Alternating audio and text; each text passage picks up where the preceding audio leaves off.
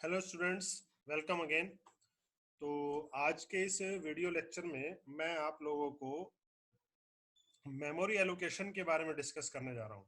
ठीक है, memory allocation क्या होती है। ठीक, तो अगर मेमोरी एलोकेशन की बात करें तो हम लोग क्या करते हैं, वेरिएबल्स को डिक्लेयर करते हैं। हमारे पास अलग अलग तरीके के वेरिएबल्स हैं, एरेज हैं, ठीक है ना, फंक्शंस हैं। तो ये सारी चीज़ें क्या ले करती हैं, मेमोरी में जगह लेती हैं। ठीक है ना, मेमोरी बोले तो रैम के अंदर। ठीक है, तो मेमोरी एलोकेशन मतलब हम लोग एलोकेट कर रहे हैं मेमोरी स्पेस को, मतलब रिजर्व कर रहे हैं काम करने के लिए। ठीक है, तो अगर मैं मेमोरी एलोकेशन की बात करूं तो मेमोरी एलोकेशन को ना हम लोग बेसिकली दो तरीके से डिवाइड करते हैं। ठीक है, first is called as static memory allocation. ठीक है स्टूडेंट्स, और second is called as dynamic memory allocation.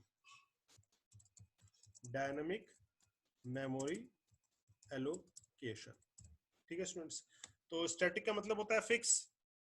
तो फिक्स का मतलब क्या हुआ, जैसे सी लेट अस से फॉर एग्जांपल, अगर मैं स्टैटिक, अभी तक आप क्या करते आए हो, एक वेरिएबल लिया हमने इंट ए, और ए का मतलब क्या हुआ, यस, ए एक वेरिएबल हो गया।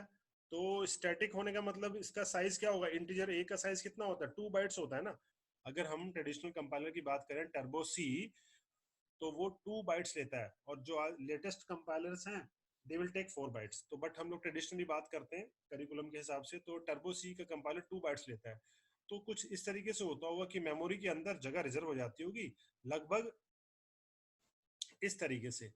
ठीक है, और हम लोग उसका एक नाम दे देते हैं, और that variable is called as my a variable.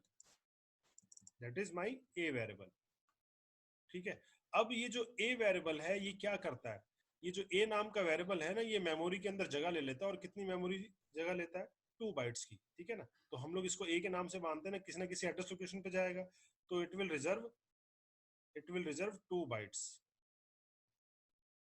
ठीक है, तो ये क्या होता है, ये स्टैटिक मेमोरी एलोकेशन होता है। ठीक है, ठीक इसी तरीके से अगर हमने कोई एरे लिया, लेट अस से कोई एरे लिया, और मैंने उसमें लिख दिया इंट ए, और ब्रैकेट में लिख दिया 5। ठीक है, तो this is static memory allocation. तो ये क्या कर रहा है, एक एरे बना रहा है, और उस एरे के अंदर कितने एलिमेंट्स आ सकते हैं, 5 एलिमेंट्स आ सकते हैं ना, है ना स्टूडेंट्स। तो इसका मतलब क्या हो गया, 5 एलिमेंट्स आ सकते हैं, और वो टाइप क्या है, this is my integer type. और इंटीजर का मतलब इट विल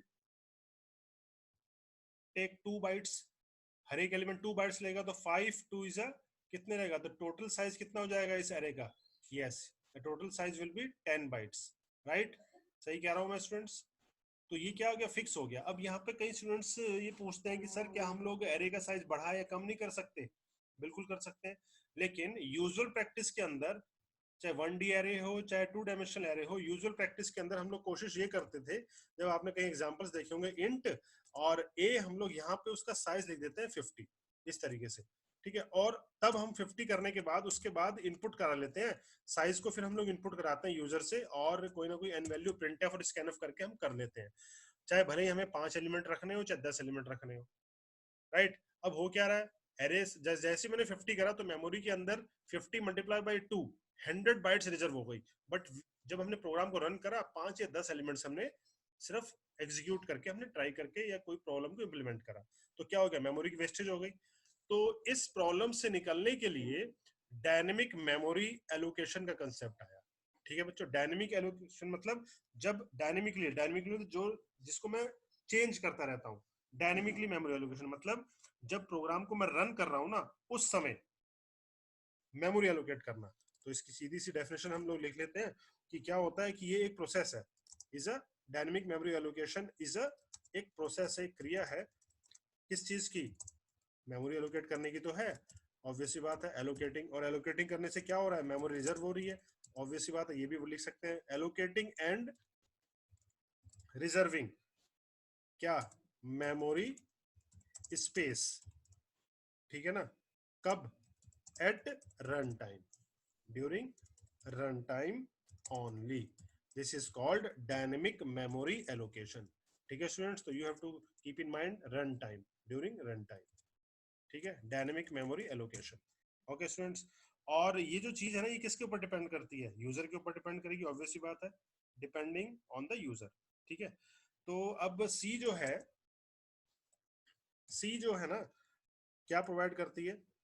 तो अगर मैं सी लैंग्वेज की बात करूं, सी जो है that provides, that will provides a standard library. Library, standard library मतलब आपके दिमाग में हेडर फाइल आ गया होगा, ऑब्वियस बात है। तो सी प्रोवाइड करते हैं कि स्टैंडर्ड सॉरी स्टैंडर्ड लाइब्रेरी, जिसको क्या बोलते हैं, that is called as, yes, stdlib.h। ये एक हेडर फाइल है बच्चों, स्टैंडर्ड लाइब्रेरी हेडर फाइल। ये डायनेमिक मेमोरी एलोकेशंस के जो फंक्शंस हम लोग यूज करने वाले हैं, उनकी डेफिनेशन इसके अंदर इस हेडर फाइल के अंदर होती है।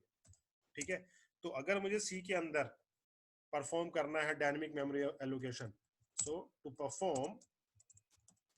परफॉर्म डायनेमिक मेमोरी एलोकेशन, ठीक है ना, तो सी ने हमें कुछ फंक्शंस दिए हैं।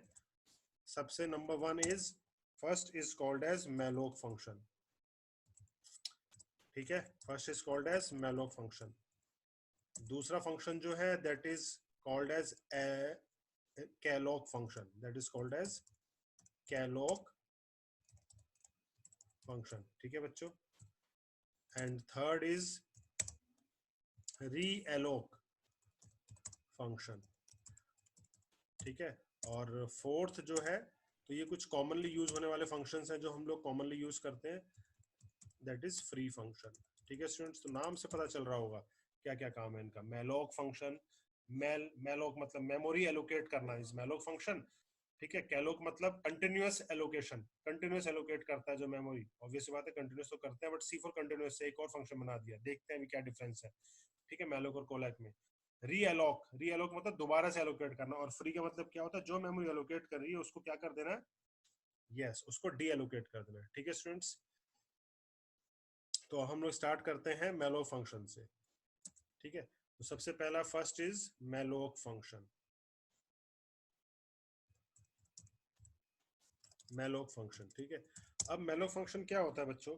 ऑब्वियस बात है, क्या करना है, क्या करना है हमें, डायनेमिकली मेमोरी एलोकेट करनी है, तो यही तो काम होगा, है ना। तो इसको लिख देते हैं, सीधी सी बात है। यूज टू क्या करने के लिए काम आता है? एलोकेट करने के काम आता है सर, है ना। एलोकेट क्या, ऑब्वियस बात है, मेमोरी तो रिजर्व करनी है हमें। एलोकेट करता है क्या, block of bytes from the memory heap. ठीक है स्टूडेंट्स, तो बात सारी ये है, ये जो ब्लॉक ऑफ बाइट्स है, इनको, इसको क्या करता है, एलोकेट करता है। ठीक है students, got the point. Block of bytes, अभी मैंने बताया था कि जैसे कि इंटीजर है, कैर है, ये क्या है, ब्लॉक ऑफ बाइट्स रिजर्व करती हैं। तो मैलोक फंक्शन की हेल्प से डायनेमिकली ये काम होता है, ब्लॉक ऑफ बाइट्स। ठीक है, और ये जो बाइट्स रिजर्व होती होंगी, ऑब्वियस सी बात है किसकी हेल्प से होती होंगी, ये जो मेमोरी जो एलोकेट होती होगी, memory allocated, allocation sorry, allocation is performed according to the needs of user, user की जरूरत के हिसाब से। ठीक है, अब वो जरूरत क्या है, ऑब्वियस सी बात है, क्या जरूरत है बच्चों, क्या कब जरूरत है, रन टाइम पे, ड्यूरिंग रन टाइम। बात समझ आ गई, that need is run time. Okay students, तो इसका सिंटेक्स की अगर मैं बात करूं, सीधी सी बात है, सिंटेक्स पे आते हैं सीधा सीधा। तो सिंटेक्स जब हम इसको लिखेंगे, तो सिंटेक्स कैसे लिखेंगे कि हम लोग जब किसी वेरिएबल को डिक्लेयर करते हैं, तो कैसे डिक्लेयर करते हैं बताओ। यस, पहले हम उसको डाटा टाइप बताते हैं कि उस वेरिएबल का डाटा टाइप क्या है। ठीक है, डाटा टाइप लिखते हैं उसका। ठीक है, फिर हम उसका क्या देते हैं, नाम देते हैं। ठीक है, अब ये डाटा टाइप यहाँ पर जो देना है ना, ये पॉइंटर टाइप का देना है। ठीक है, तो वेरिएबल का, उस वेरिएबल का मैं यहाँ पर नेम देता हूँ, और उसको क्या बोलते हैं, पॉइंटर वेरिएबल बोलते हैं ना, उसका मैंने यहाँ पर एक नेम दे दिया। ठीक है बच्चों, और फिर क्या करता हूँ, अब क्या करना है आपको, उसी पॉइंटर वेरिएबल की हेल्प से, वो जो वेरिएबल का नेम है, दैट वेरिएबल नेम को मैं क्या बोल दिया, पॉइंट वेरिएबल डिक्लेयर करते वो क्या होता है, पॉइंटर वेरिएबल ही तो होता है वो। तो इसका मतलब उसी के हेल्प से मैं यहाँ पर डायनेमिकली एलोकेट करता हूँ मेमोरी। ठीक है, अब डायनेमिकली एलोकेट करने का मतलब, अब देखो एक कंसेप्ट और आता है यहाँ पे कि ये जो मेलोक फंक्शन है ना, ये मेलोक फंक्शन जो है, this will return A pointer of type void. Void type का पॉइंटर रिटर्न करता है। वॉइड टाइप क्या होता है, वॉइड टाइप एक ऐसा टाइप है जिसमें हम लोग किसी भी तरीके की टाइप रख सकते हैं। ठीक है, तो बताना पड़ेगा कि कौन सा पॉइंटर टाइप है, तो उसके लिए हम लोग यहाँ पर उसको टाइप कास्ट करते हैं बेटा, पॉइंटर डेटा टाइप। जिस टाइप का भी वो पॉइंटर होता है उससे मैं क्या करता हूँ, टाइप कास्ट करता हूँ विद दैट पॉइंटर वेरिएबल, वो डाटा टाइप देके। ठीक है, और मेलोक नाम का फंक्शन जो है वो हम यूज करते हैं और फिर हम लोग साइज एलोकेट कर देते हैं। ठीक है स्टूडेंट्स, बात समझ आ गई। इसका मतलब यहाँ पर एक बात और हमें ध्यान रखनी है कि जो मेलोक फंक्शन है ना, this will return it it returns, ये भी बहुत इंपॉर्टेंट बात है, returns pointer of type void। ठीक है students, pointer of type word. तो इसका एक एग्जांपल देखते हैं, ये तो सिंटेक्स हो गया। अब कैसे मैं इसका यूज करता हूँ तो एग्जांपल से क्लियर हो जाएगा। जैसे मैंने यहाँ पे लिखा इंट और एक वेरिएबल बना दिया स्टार ए। ठीक है, तो ये तो लिखा डाटा टाइप और स्टार वेरिएबल नेम। अब वो पॉइंटर वेरिएबल जो है that is a is equal to, मैं क्या करूंगा, उसको टाइप कास्ट करूंगा। टाइप कास्ट करने का मतलब किस टाइप का वेरिएबल, इंटीजर टाइप का, तो मैंने उसको टाइप कास्ट कर दिया इंट स्टार। ठीक है, क्योंकि मैलो फंक्शन क्या करता है, वॉइड टाइप का पॉइंटर रिटर्न करता है, और मैं उसको बता रहा हूँ कि तू इंटीजर के हिसाब से मेमोरी एलोकेट करे, मेमोरी एलोकेट कर दे according to the size of int. कितनी मेमोरी एलोकेट करनी है वो हम लोग आगे लिख देते हैं यहाँ पर, इनटू साइज ऑफ ऑपरेटर की हेल्प से इंटीजर टाइप की मेमोरी एलोकेट कर दे। ठीक है स्टूडेंट्स, बात समझ आई। देखो अब यहाँ पे, तो यहाँ पे क्या हो रहा है कि हम लोगों ने डायनेमिकली मेमोरी एलोकेट करी। ठीक है स्टूडेंट्स, तो ये क्या गया, this is my variable, pointer type का वेरिएबल है, और मुझे पता है कि जो है it will return void type. तो वॉइड है तो इसलिए मुझे क्या करनी पड़ी यहाँ पर, इसको क्या कहते हैं, this is called type casting. कौन सी, एक्सप्लिसिट टाइप कास्टिंग या फोर्सेबल टाइप कास्टिंग, ये मैंने यहाँ पर क्या करी है, कास्टिंग करी है। ठीक है बच्चों, तो हमेशा मेलो फंक्शन जब भी यूज करेंगे वी विल डू कास्टिंग। ठीक है, आगे ब्रैकेट में मेलो फंक्शन यूज करा, और मेलो फंक्शन क्या कह रहा है, ये 20 स्पेस दे दे, 20 बाइट्स दे दे according to the size of integer. तो इसका मतलब क्या हो गया, 20 मल्टीप्लाई बाई इंटीजर का साइज कितना होता है, 2 बाइट्स। तो जब ये लाइन चलेगी तो it will allocate how many bytes, yes it will allocate 40 bytes. ठीक है स्टूडेंट्स, बात समझ आ गई, it will allocate 40 bytes. Got the point, इस तरीके से एलोकेट कर देता है। तो मैं एक काम करता हूँ, आपको एक एग्जांपल इलस्ट्रेट करता हूँ, प्रैक्टिकल एग्जांपल, जिससे कि हमें ये पता लग जाए कि कैसे मेमोरी एलोकेट होती है। ठीक है, तो एक प्रोग्राम लिखते हैं जो कि नंबर एक्सेप्ट करेंगे, जितने नंबर हम लोग एक्सेप्ट करना चाहते हैं ना यूजर से, उतनी वैल्यू इनपुट कराएंगे, और उसी हिसाब से ये जो स्टेटमेंट है ना ये मेमोरी एलोकेट करेगा। ठीक है, तो मैं एक कंपाइलर खोल लेता हूँ, डेव सी का कंपाइलर, उसमें इलस्ट्रेट करके दिखाता हूँ इसी लाइन को। ठीक है, तो hash include std dot h int main. ठीक है, अब यहाँ पर मैंने क्या करा, एक वेरिएबल ले लिया। ठीक है, n जो मैं यूजर से इनपुट कराऊंगा, लूप चलाऊंगा, फॉर लूप, उसके लिए i ले लिया, और एक यहाँ पे देखो मैंने पॉइंटर टाइप का वेरिएबल ले लिया, ptr। ठीक है, जो a लिया है इसको मैंने नाम दे दिया, जो हमने a लिखा था ना वो यहाँ पर ptr दे दिया नाम, स्टार ptr। तो अब क्या कर रहा हूँ मैं, printf यूजर से पूछता हूँ कि वो कितनी वैल्यूज एंटर करना चाहता है। ठीक है, तो मैंने बोला एंटर, यूजर से बोला एंटर टोटल नंबर्स, यूजर से इनपुट कराया मैंने वो n की वैल्यू। कैसे कराते हैं इनपुट, स्कैनर फंक्शन यूज करते हैं, राइट, परसेंटाइल d और एड्रेस ऑपरेटर लगा के मैंने उस n को इनपुट करा लिया। ठीक है बच्चों, इनपुट हो गया। अब क्या करना, डायनेमिकली मेमोरी एलोकेट करनी है, तो पॉइंटर वेरिएबल लिया हुआ है ptr है ना, is equal to type cast करना है, इंटीजर टाइप का है तो इंटीजर टाइप से टाइप कास्ट करो, इंट स्टार लगा दिया।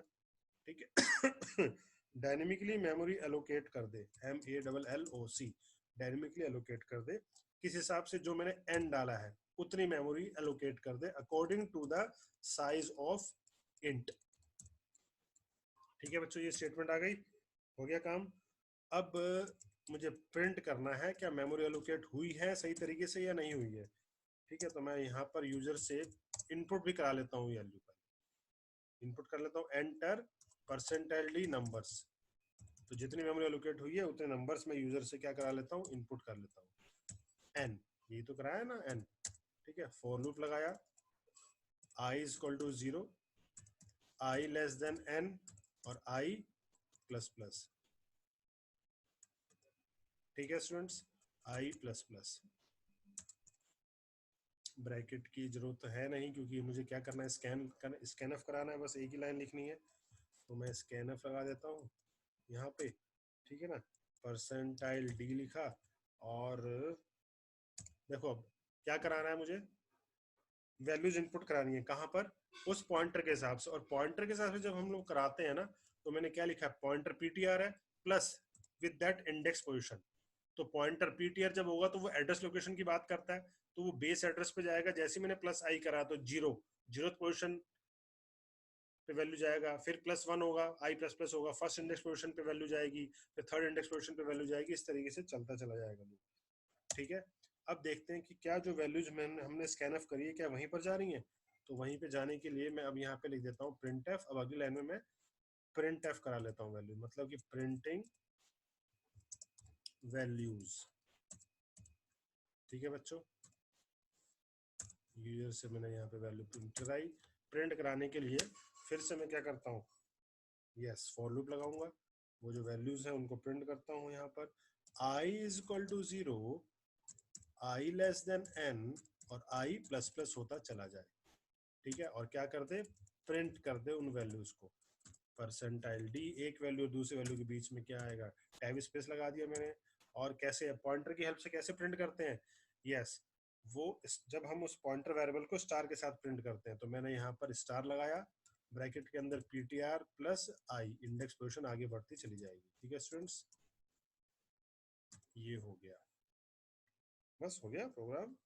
रिटर्न 0 हमने कर ही रखा है। अब इसको हम सेव करते हैं। Now I will compile this code. ये कह रहा है, अच्छा बच्चों देखो एरर आ रही है। अब मैलोक, ये जो फंक्शन लिखा है ना, malloc was not declared in this scope. मैंने बताया था कि मैलोक जो है कि stdlib.h हेडर फाइल में हम लोग क्या करते हैं, डिफाइन होता है उसमें। तो इसका मतलब हेडर फाइल लगानी पड़ेगी ना ऊपर। तो मैंने हैश इंक्लूड stdio.h नाम की एक हेडर फाइल, सॉरी stdio करो, stdlib, stdlib हेडर फाइल। ठीक है बच्चों, अब इसको मैंने यहाँ पे सेव करा। सेव करने के बाद अब इसको कंपाइल किया, कंपाइल हो गया प्रोग्राम, रन करा, देखो हो गया। पूछ रहा है मेरे से एंटर टोटल नंबर्स, मैंने 5 करा, मुझसे पूछ रहा है 1 2 3 4 5, आ गया प्रिंटिंग वैल्यूज 1 2 3 4 5। ठीक है, इसका मतलब 5 वैल्यूज गई होंगी। अब मैं यहाँ पर क्या लिख देता हूँ, लेट अस से मैं यहाँ पर अब 10 लिख देता हूँ, 1 0 10। तो 1 2 3 4 5, 1 2 3 4 5, 10 वैल्यूज प्रिंट होगी बच्चों। ठीक है, समझ आ गया, this is dynamic memory allocation. तो वापस चलते हैं। तो हम लोग मैलोक फंक्शन की बात कर रहे थे। ठीक है, तो ठीक बिल्कुल वैसे ही यही, अगर मैं इस मैलोक की जगह क्या लगा देता हूं, कैलोक, सेकंड इज कैलोक। तो यहां पर अगर मैं कैलोक लगा देता हूं तो भी वही काम होगा, सेम। ठीक है, जब मैं कैलोक लगाऊंगा तब भी वही काम होगा, लेकिन कुछ ना कुछ तो डिफरेंस जरूर रहा होगा।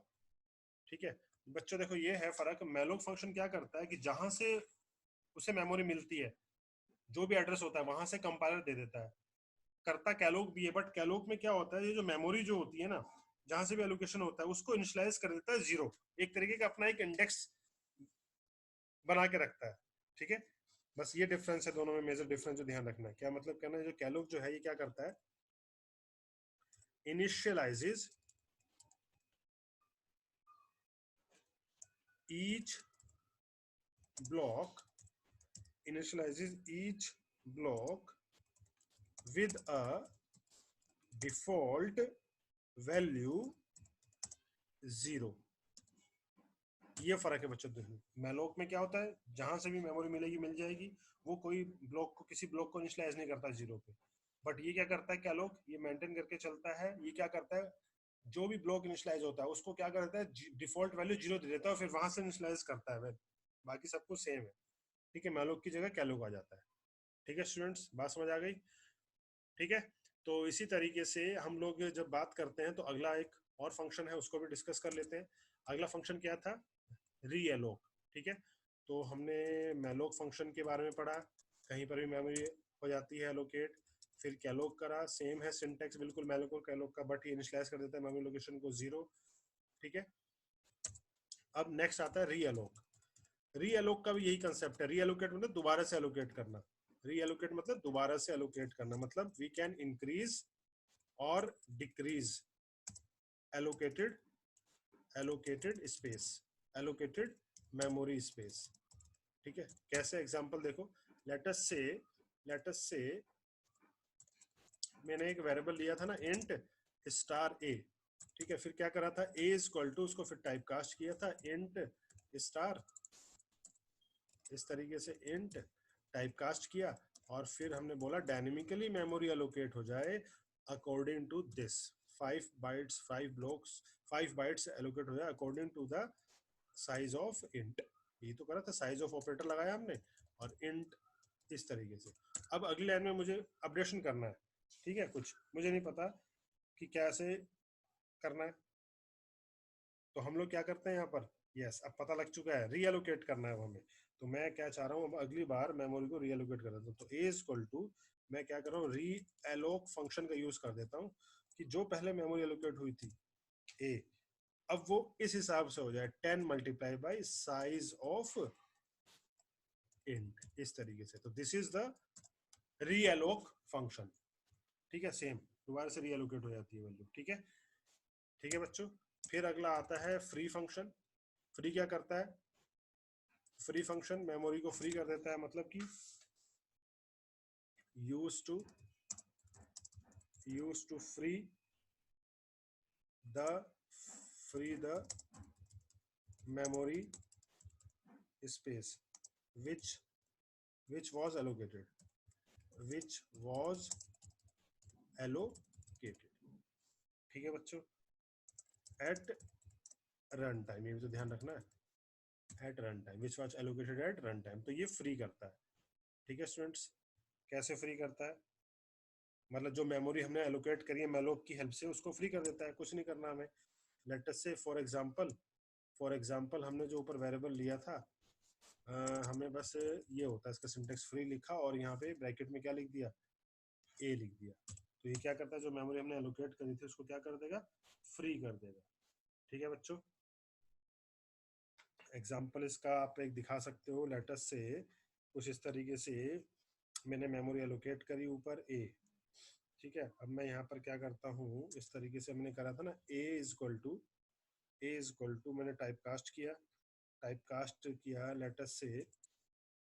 लेटस से मैंने यहाँ पर एक कैर टाइप का पॉइंटर ले लिया, कैर ए। ठीक है बच्चों, अब ए इज इक्वल टू मैंने उसको टाइप कास्ट किया, किस में टाइप कास्ट करोगे, अब कैर टाइप में टाइप कास्ट किया स्टार।